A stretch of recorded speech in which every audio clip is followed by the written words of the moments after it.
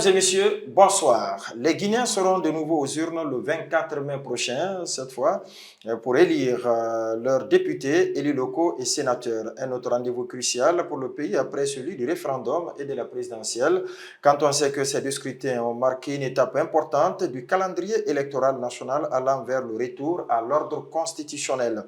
Organisation matérielle, participation citoyenne, centralisation des résultats. Plusieurs défis ont été relevés dans un contexte d'attente forte des acteurs politiques et de l'opinion publique lors de ces deux échéances électorales. Des élections organisées par une structure créée à cet effet, son nom la DGE, la Direction générale des élections à sa tête, Madame Camara Djenabou Touré. Quel bilan donc peut-on dresser de l'organisation de ces deux scrutins et surtout où nous en sommes dans les préparatifs des prochaines élections législatives communales et sénatoriales? Elle va tout à l'heure répondre à toutes ces questions en exclusivité et cela malgré son agenda chargé. Madame Camara, bonsoir. Bonsoir, Monsieur Aboubakar Kondé. Bonsoir à vos millions de téléspectateurs et internautes. Bonsoir au peuple de Guinée. Et merci de nous avoir accueillis ici même dans les locaux de la Direction générale des élections, ce qui va m'amener à vous poser la première question sur d'ailleurs la structure. Qu'est-ce qu'on peut dire de son fonctionnement, Madame Camara? C'est une direction générale technique, il faut le dire ainsi, qui a la direction générale composée de la directrice générale, du directeur général adjoint, des conseillers techniques et également d'assistants techniques. Nous avons des services qui sont rattachés à la direction générale, le service administratif et financier, la personne responsable de passation des marchés. Il y a également la personne responsable des ressources humaines. On a le service documentation et archives. On a notre vitrine qui est notre service de communication et en charge des relations publiques également. Donc c'est la vitrine de la DGE. Ensuite, on a au moins 4 départements techniques. Lesquels? En dessous. Le département des opérations, il y a le département informatique, il y a le département en charge d'accréditation et de formation, nous avons le département en charge de la logistique et de la sécurité. Et chaque département est composé de cellules techniques. Et sous les cellules techniques, nous avons des assistants aussi qui travaillent à côté des chefs, les chefs de cellules et des directeurs de département. Et à l'intérieur, nous avons les directeurs régionaux à Conakry et dans les 7 régions de la Guinée. Ensuite, nous avons les directeurs préfectoraux qui ont des assistants juridiques et assistants logisticiens. Et nous avons maintenant les chefs de service en charge des élections au niveau des communes rurales et des communes urbaines, à l'exception de Conakry, parce que Conakry, ils ont le même rang qu'un directeur préfectoral, donc c'est les 13 directeurs communaux de Conakry. Voilà un peu c'est quoi la direction générale des élections et avec des pôles d'attraction où on a quand même des spécialités qui viennent travailler pour une période courte de 3 à 6 mois parfois, ou des équipes qui sont recrutées uniquement pour les conditionnements qui viennent pour 1 mois, maximum 2 mois pour certains, et le pôle d'ingénieurs développeurs qui nous accompagne depuis notre création pour développer toutes les solutions liées à la gestion des élections, mais liées à l'ensemble des opérations que nous menons sur le terrain. Vous avez déjà 2 expériences. Vous avez organisé le référendum, également la dernière présidentielle. Concrètement, quel bilan pouvez-vous dresser de l'organisation de ces 2 scrutins? Je pense que le bilan il est là, c'est visible par le peuple de Guinée parce que nous avons travaillé dans un temps très court, mais nous avons réussi à faire en sorte que les opérations se passent dans les normes et les standards internationaux liés à l'organisation d'un scrutin ou d'une élection quelconque. Pour le référendum, on est passé par le recensement administratif à vocation d'état civil qui a permis d'avoir le registre national des personnes physiques. Il faut reconnaître aujourd'hui que la Guinée a un registre population qui est appelé RNPP, le registre national des personnes physiques, qui a environ 10 millions de personnes. Et aujourd'hui, la Guinée fait 17 millions de personnes, donc on est plus loin d'avoir toute la population. Et le numéro personnel d'identification qui a été donné à chaque électeur, que vous voyez comme identifiant sur vos cartes d'électeurs, c'est le numéro personnel d'identification pour chaque citoyen guinéen a permis de relier chaque électeur à sa zone d'affectation, puisqu'on avait au préalable avec l'Institut géographique national fait le levé des données, des coordonnées GPS des secteurs de la Guinée, des districts et quartiers, mais également des communes. Donc vous avez compris que dans le système d'orientation des électeurs, on pouvait faire les choses en ligne. Donc c'est tout un travail informatique qui a été derrière, qui nous a permis de faire ça. Donc c'est un grand défi que nous avons relevé sur ce point. Et on a relevé le défi logistique. Parce que nous avons quand même analysé avec le délai qu'on avait et nous avons obtenu, en termes de procédure de passation, des réductions de délai et on a obtenu quand même des dérogations pour aller vite dans l'acquisition du matériel électoral, ce qui nous a permis d'avoir. Mais au même moment, on a lancé la construction des magasins. Les magasins n'étaient pas prêts au niveau de chaque région, mais on a fait des hubs régionaux qui étaient loués déjà, en attendant que nous ayons nos magasins. Donc ça nous a permis de déployer très tôt le matériel. Dès que le matériel arrivait, il était déployé et stocké dans les magasins régionaux qui sont des magasins intermédiaires. Et ensuite, dès que le moment s'approchait, le matériel était reparti dans les préfectures et des préfectures dans les communes, des communes vers les quartiers et districts de toute la Guinée. Et vous avez vu que rien n'a manqué logistiquement, en tout cas de tous les rapports d'observation, la logistique était zéro faute pour le scrutin référendaire. Les petits couacs qu'on a connus au niveau de la répartition des bulletins, nous l'avons corrigé parce que les bulletins ont été conditionnés par district, ce qu'on a corrigé pendant l'élection présidentielle. Avec les codes QR, déjà les bulletins étaient emballés par centre de vote, par bureau de vote et centre de vote. Donc ça fait que de la fabrication jusqu'à l'acheminement, impossible d'ouvrir un paquet de bulletins de vote. Ça sécurisait mieux parce que nous étions en mesure de le faire parce qu'il faut aussi comprendre que le découpage administratif aujourd'hui est informatisé en Guinée.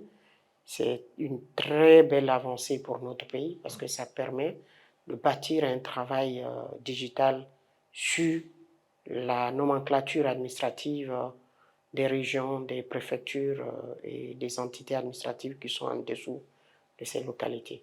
Donc on a corrigé cela en termes d'acquis au niveau de la présidentielle, mais c'est l'inclusivité aussi qui a fait que l'environnement a été apaisé. Nous avons signé des conventions avec l'ensemble des plateformes de la société civile, avec les organisations professionnelles de médias, les médias publics, et nous avons travaillé de telle sorte que... Les médias privés également, à travers l'UTERGUI. Oui, et que l'information arrive, et la bonne aux citoyens, mais que l'information soit harmonisée.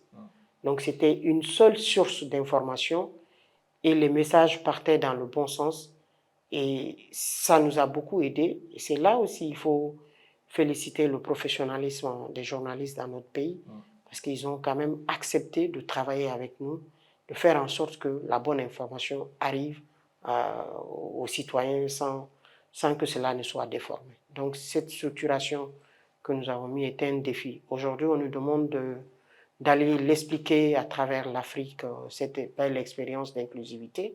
Mais il faut aussi noter le professionnalisme. Donc le cas guinéen est en train de devenir un modèle, c'est ça? Oui, effectivement. Qui va inspirer. Je tiens du directeur des affaires politiques de l'OIF, lorsqu'on a fait l'évaluation interinstitutionnelle, c'est une première aussi, où il disait que la Guinée a des bonnes choses qu'il faut exporter maintenant vers les pays membres de l'OIF, donc de l'Organisation internationale de la francophonie. Mais il faut remercier aussi tout ce qui a été mis en place par les forces de défense et de sécurité, l'organisation en termes de sécurisation des convois, du personnel, de nos bureaux, tout ça a rassuré les uns et les autres et on a travaillé avec l'ensemble des acteurs liés ou impliqués dans le processus électoral. Le fichier électoral, vous en connaissez mieux que moi, il a toujours fait l'objet de discussions, d'oppositions entre différents acteurs. Comment vous avez fait cette fois-ci pour ne pas qu'il y ait des spéculations autour de ce document? Je pense qu'il faut saluer la vision d'un homme. Le général Mamadi Doumbouya, aujourd'hui qui est le président élu de notre pays, sa vision c'était d'identifier chaque citoyen guinéen au-delà du RGPH4, c'est l'identification physique des citoyens qui l'intéressait et leur donner une identité juridique. L'identité juridique, c'est l'acte de naissance. Et quand je vous dis que dans le recensement, 4,5 millions de personnes l'ont été parce que les juges, les magistrats, que je félicite au passage, ont accepté d'aller dans les communes rurales, travailler parfois à l'aide des phares de motos et de voitures, les images existent, pour faire les audiences foraines, les audiences foraines administratives de régularisation des citoyens qui n'avaient pas d'acte. C'est une première dans notre pays. Je passe des conférences, j'explique comment la Guinée a réussi à le faire. Donc on a donné quand même 4,5 millions de Guinéens qui sont dans le registre national des personnes physiques, sont arrivés à travers l'effort fourni par le ministère de la Justice, les magistrats, dans l'organisation des audiences foraines de régularisation des citoyens sans acte. Donc il a quand même ce mérite-là d'avoir cette vision. Et ensuite, il fallait leur donner une identité numérique, qui est le numéro personnel d'identification. Il y a une loi sur l'identification des personnes physiques et tout ça est arrivé en 4 ans, dans les 4 années. Il y a une loi sur l'état civil qui permettait la digitalisation. Donc ça veut dire toute digitalisation qui avait été faite auparavant de l'état civil, des faits d'état civil, était nulle et non effet parce que ce n'était pas soutenu par un acte légal et juridique. Donc, était la loi. Donc, ce manquement a été corrigé. Ce manquement est corrigé pour la Guinée. Et notre loi a inspiré d'autres pays africains, auxquels, parce que c'est partagé sur le site de l'Union africaine, c'est partagé avec la CEDEAO. Ces 2 lois ont quand même vu beaucoup d'améliorations sur lesquelles les Africains se réfèrent aujourd'hui pour voir comment la Guinée est arrivée. C'est là aussi le mérite du Conseil national de la transition. On a travaillé parfois sur ces lois jusqu'au petit matin. Dans les commissions, ça discutait, chacun a donné du meilleur de soi-même. Les postes et télécommunications, tous les départements ont été impliqués, ce qui nous a permis, nous, d'avoir les textes d'application, le décret lié à la composition et à la façon de donner le numéro personnel et à sa conservation. Donc aujourd'hui, on a à peu près 10 millions de personnes qui ont ce numéro personnel d'identification. Mais il y a dans la base existante des gens qui ont été recensés mais qui n'ont pas été déversés, qui sont autour d'1 million parce qu'ils n'avaient pas d'acte de naissance. Mais quand vous faites une application et que vous bloquez les individus, sans acte de naissance, ils ne peuvent pas être dans le registre. Donc c'est des choses que nous allons corriger pour la suite pour éviter, parce que ce soit la Direction générale des élections, l'outil qui viendra, personne ne fera un recensement électoral dans notre pays. Il reviendra à l'organe en charge de gérer le registre national des personnes physiques, qui est déjà installé dans notre ministère, qui est l'Office national de l'état civil et d'identification des personnes physiques dans notre pays. Nous allons remettre, donc transfert de compétences et d'équipements pour quand même permettre de rationaliser les dépenses dans notre pays. Les kits seront affectés aux officiers d'état civil délégués dans les communes. Il reviendra aux officiers d'état civil dans les communes de procéder à l'identification, non seulement donner un acte de naissance, mais également identifier de façon physique et enrôler les citoyens qui ont 10 ans et plus. Parce que notre loi, c'est à partir de 10 ans qu'on peut prendre vos empreintes et vos données biométriques, empreintes et photos et l'iris. Donc c'est là, la DGE a signé une convention avec l'ONUCI. Nous allons, dans les jours à venir, travailler avec eux autour des ateliers thématiques et nous allons aussi faire en sorte que les kits soient déployés dans chaque commune. Donc chacun peut, en fonction du mouvement de changement d'adresse, aller vers sa commune. C'est pour cela que la loi prévoit que le certificat de résidence soit donné par l'officier d'état civil. Mais on part d'abord d'un certificat d'habitation qui prouve que vous habitez dans un secteur. Mais c'est quand vous arrivez à la commune avec cet acte qu'on vous enregistre et on vous donne maintenant un certificat de résidence à travers un système informatique. Donc voilà un peu tout ce qui est fait pour moderniser et pour ne plus qu'il y ait des morts d'hommes autour de l'établissement. Le fichier, il est là, il est permanent. Dans les prochaines années, on pourra maintenant voter sans passer par carte d'électeur. Il suffit d'avoir une pièce, un passeport ou sa carte nationale d'identité. Ça arrivera par contre, mais pourquoi on ne peut pas aller directement à cela? Il ne faut pas donner des faux espoirs. Nous sommes appelés à dire la vérité aux citoyens. c'est le changement d'adresse. Vous savez que si vous regardez, 60% des Guinéens sont en location. Ouais. Et les gens changent. Et vous voyez, même à l'intérieur du pays qui, aujourd'hui, la zone rurale qui a plus de 60% de la population, les gens se déplacent pour les questions économiques. Ouais. Alors, le bureau de vote va changer. Et si le bureau de vote change, ça veut dire qu'il faut aussi changer la carte d'identité. Alors que si la carte d'identité reste avec vous pendant 5 ans ou 10 ans, ou le passeport 5 ans ou 10 ans, il ne faut pas que cet élément vienne toucher. C'est pour cela, pour moi, de mon expertise, on conseille toujours de garder les cartes d'électeurs parce que nous sommes dans une situation où il y a les affectations, il y a les déplacements, il y a cette transhumance économique que nous connaissons aussi dans notre pays. Le référendum, c'est oui ou non? La présidentielle, c'est un seul gagnant. Nous acheminons vers les élections législatives avec 147 députés cette fois-ci à élire. Si je ne me trompe, comment vous vous y prenez aujourd'hui? Vous êtes à quel niveau dans les préparations, Madame Camara? Merci beaucoup, Monsieur Condé. Comme vous l'avez dit, le référendum, c'est un oui ou non. La présidentielle, c'est l'élection d'un individu, donc d'une personne, d'un candidat.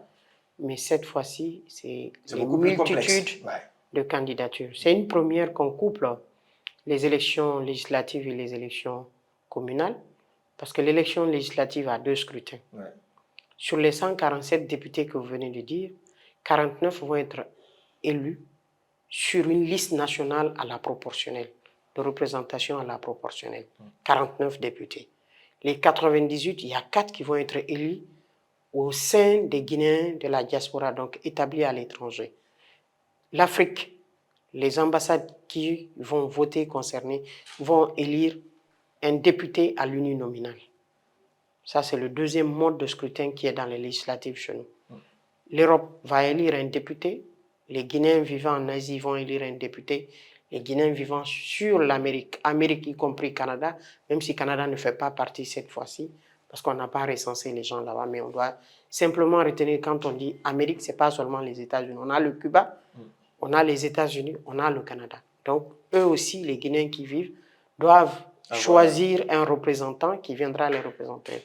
Maintenant, le reste des 94 députés, vous avez suivi le décret du président, et le décret du président ne pouvait intervenir que si les données du recensement général de la population avec l'habitat RGPH4 étaient validées. Vous avez suivi le décret de répartition des 98 députés restants. Il y a des communes qui ont un député, c'est ce qu'on appelle uninominal. Là où il y a un seul candidat qui va être élu. Il y a des députés qui en ont 3 à Kongbesia, c'est du plurinominal. Donc ça fait une liste. Chaque liste ou mouvement qui veut présenter ou parti politique doit trouver 3 candidats pour Bessia. Un candidat pour Kaloum, un candidat pour Kassa. Maintenant, il y a des préfectures qui ont une forte population, comme Sigiri, 5 députés. Zérekouré, 4 députés. Kankan, 5 députés. Labé, 4 députés. En fonction de la population, le décret est passé hier, donc les gens vont se préparer. Ensuite, on vient au conseil communal. C'est de 11 à 45 conseillers. Là aussi, l'arrêté est fait, c'est validé dans JEDA, nous l'avons reçu ce matin, on va publier. Ça va permettre aux partis politiques, aux indépendants, aux mouvements politiques de préparer leur liste de candidature avec la communication qui commence. Le défi est logistique, mais nous avons déjà démarré l'envoi des isoloirs, des urnes complémentaires, parce que c'est 3 scrutins. Ce qu'on a à l'intérieur, qui est aujourd'hui rassemblé, les magasins, la bonne information, c'est qu'on a 7 magasins régionaux qui font 1500 mètres carrés. Chacun. 500 mètres carrés pour les kits informatiques, 1000 mètres carrés pour le matériel électoral. Donc aujourd'hui, à date, les équipements sont soigneusement tout gardés. est soigneusement gardé, sécurisé par la police et la gendarmerie. Nous sommes sur le nettoyage des anciens kits que nous allons recycler. Nous allons recevoir des nouveaux kits, des bureaux de vote très prochainement en avril, pour compléter, parce que quand vous prenez les urnes, il faut mettre 2 urnes pour le conseil communal dans un bureau. Madame, pour une localité comme Sigiri, Vous dites qu'il y a 5 députés uninominaux à élire. Plurinominal. Plurinominaux, voilà. Sigiri, c'est une liste plurinominale. Voilà, comment le scrutin va être organisé, avec combien de bureaux de vote, combien d'urnes dans un bureau de vote. Ça, Je vais vous dire. Allez-y. Vous savez, il y a un aspect sur lequel je veux revenir. Lequel? Parce que je suis des communications. On avait 5 216 000 électeurs. Les élections de 2020. Ouais. Aujourd'hui, on a 6 700 et quelques mille électeurs. On a 23 000 bureaux. Avant, on en avait 12 000. On a doublé les bureaux de vote. Ouais. Il n'y a pas de bureau de vote qui va au-delà de 400 électeurs. Ça, c'est un acquis qui est là. C'est pour cela que les gens se disent, les gens ne sont pas sortis, ils ne viennent pas voter. Mais on a fluidifié le passage dans les bureaux. Et comment ça va se faire? Il y a un circuit de vote qui va être publié par la DG. Il y a une procédure de vote qui va être prise. Et on va commencer par soit les scrutins. Ce n'est pas déterminé encore. Mais je donne juste un exemple. Exactement. On dit le premier tour, c'est la liste nationale. Vous rentrez, vous prenez le bulletin pour la liste nationale. Il y a uniquement les partis politiques. Vous allez voter pour votre candidat. Le candidat de votre choix ou la liste de votre choix. La liste de votre choix. Oui. Il y aura la tête de liste, la photo de celui qui va conduire la liste. Vous votez, vous revenez. Vous prenez pour, comme vous avez dit, Sigiri plurinominal, la liste de 5. Mais il y aura plusieurs candidats. Vous rentrez, vous votez, vous déposez dans l'urne qui est destinée aussi au plurinominal. Le premier, vous avez mis dans l'urne qui est destinée à la liste nationale de représentation proportionnelle. Le troisième, vous votez pour votre communauté, le conseil communal, les conseils communaux. Autrement, il y aura 3 urnes, c'est ça? 3 urnes. D'accord. Voilà, 3 urnes, et en fonction de la population, nous mettons les urnes de réserve pour éviter qu'une urne... Je ne vais pas citer le pays en question, vous avez vu, il y a des moments, ça arrive si l'OGE ne se prépare pas bien, l'urne est remplie, maintenant on cherche à bloquer un temps pour... Nous, non, on n'est pas dans ça. On a des urnes de réserve. Déjà préparées, qui viendront compléter. On a récupéré les anciennes urnes. On est en train de les nettoyer. Ils vont avoir les étiquettes des élections législatives et communales du 24 mai. Donc c'est comme ça que ça va passer. Et ça va aider les Guinéens. Parce qu'après, on peut rajouter les régionales prochainement. Mais le mode de scrutin... Non, attention. C'est ça que ce n'est pas compris par la Guinée. Allez-y. Il n'y a plus d'élections directes après les législatives. Ça veut dire que la population ne vote plus pour son conseil régional. Le reste, ce sont les élus qui c'est les grands électeurs. Ouais. C'est ce qu'on appelle les grands électeurs. Donc, le scrutin direct ou le vote direct s'arrête aux élections législatives et communales, conformément aux dispositions du code électoral. Ensuite, c'est pour cela qu'on a augmenté le nombre de conseillers. C'est les conseillers communaux qui sont candidats pour être conseillers régionaux. Donc, le fait d'être conseiller au niveau régional ne va pas impacter parce qu'on a tenu compte du nombre. C'est seulement les conseillers communaux qui peuvent se présenter comme candidats aux élections régionales. Et maintenant, quand on arrive au sénatorial, au niveau du Sénat, il y a les 2 tiers. C'est choisi en fonction des professions et les critères d'éligibilité sont déterminés dans la loi. Mais qui vote? C'est les conseillers communaux et les conseillers régionaux. Ça veut dire que c'est eux qui vont élire nos 2 tiers de sénateurs. Ce n'est pas les populations. Les populations, ça veut dire quand vous votez pour un conseil, ça veut dire que vous avez voté pour votre conseil régional. Ça veut dire que vous avez voté pour vos sénateurs. Donc c'est très important d'avoir des personnes de qualité, de confiance et de professionnels qui peuvent conduire le Sénat de demain. Parce que les 2 tiers, ce n'est plus la population qui va choisir. Les indépendants qui regardent cette émission, les leaders politiques qui suivent également, qu'est-ce que vous pouvez leur dire comme garantie en termes d'organisation, de sincérité et de transparence pendant le déroulement du processus? Une clarification avant de donner des garanties. Allez-y. Les listes nationales, c'est uniquement présenté par les partis politiques, conformément aux dispositions de la Constitution. Les conseillers communaux, partis politiques, mouvements politiques indépendants, tout le monde peut se présenter. Nous leur donnons la garantie que de la gestion correcte, transparente des dossiers de candidature, que chacun essaye de lire la loi. Parce que nous avons vu des choses que nous souhaitons corriger. La DGE n'est pas là pour faciliter l'interprétation de la loi. La DGE fait un guide, mais chaque candidat doit lire le code électoral, voir les conditionnalités ou les dossiers à fournir pour aller candidater. Pour éviter que les gens ne tombent dans des difficultés comme cela a été. Quand vous ne prenez pas en compte un tel dossier, vous dites non, je me limite à tel dossier, mais il faut lire la loi. Nous, on a un guide qu'on va mettre à leur disposition qui va être produit et dispatché gratuitement. Mais cela ne les empêche pas d'aller lire pour éviter d'aller à des recours sans résultat après. Mais on les garantit qu'il y aura de la transparence et dans la gestion. Il y aura de la transparence et dans l'organisation du scrutin parce qu'ils vont désigner des délégués dans les bureaux de vote. Sauf qu'il faut éviter aussi, comme ce qu'on a connu par la présidentielle, un délégué est désigné par 2 ou 3 candidats. Ça, il faut éviter aussi. Il faut aussi que les citoyens apprennent aussi, si vous êtes derrière un mouvement politique, un parti politique, un candidat indépendant, il ne faut pas vouloir être partout parce que ça a beaucoup joué sur les candidats. À la dernière minute, nous, on a centralisé l'ensemble des listes des délégués et beaucoup avaient fait défection parce qu'ils étaient sur 3, 4 listes et ils étaient obligés de rester sur une liste unique. Donc, ça fait que des candidats ou listes de candidats peuvent passer et avoir des délégués dans les bureaux de vote. Mais malheureusement, ce même délégué a répondu à une autre liste. Donc, il fera le choix de rester au compte d'un seul candidat ou de liste de candidats. La caution de participation pour ces élections, vous avez une idée là-dessus? Vous avez mis en place... C'est déjà publié, mon cher Aboubakar. Allez-y. Pour la liste nationale, donc je l'ai dit, c'est uniquement les partis politiques qui présentent, c'est 300 millions par liste. Chaque liste doit déposer dans un compte qui sera indiqué au niveau de la DGE, 300 millions.